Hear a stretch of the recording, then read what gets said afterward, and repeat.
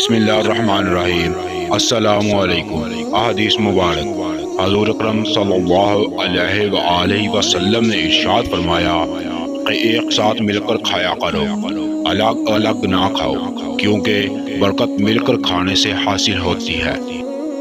حضور اکرم صلی اللہ علیہ وآلہ وسلم نے ارشاد فرمایا کہ جو مجھے اپنی زبان اور شرمگاہ کی ضمانت دے، میں اس کو جنت کی ضمانت دیتا ہوں۔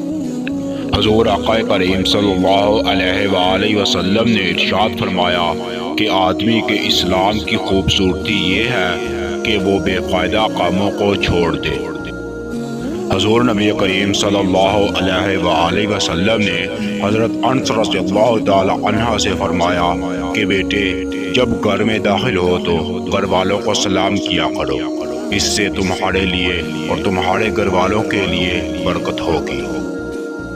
حضور نبی کریم صلی اللہ علیہ وآلہ وسلم نے ارشاد فرمایا کہ تم میں سے ہر ایک نگراں ہے اور ہر ایک سے اس کی رعایا کے بارے میں پوچھا جائے گا۔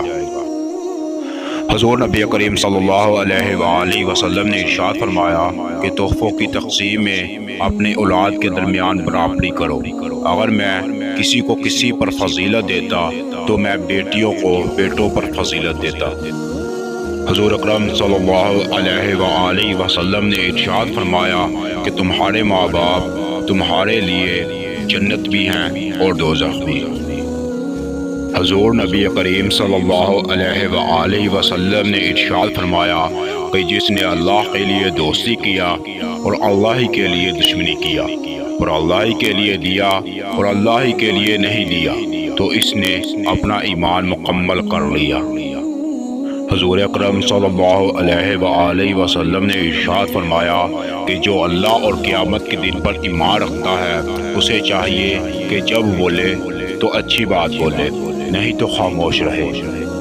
حضور اکرم صلی اللہ علیہ وآلہ وسلم نے ارشاد فرمایا کہ مسلمان وہ ہے جس کی زبان اور ہاتھ سے دوسرا مسلمان محفوظ رہے۔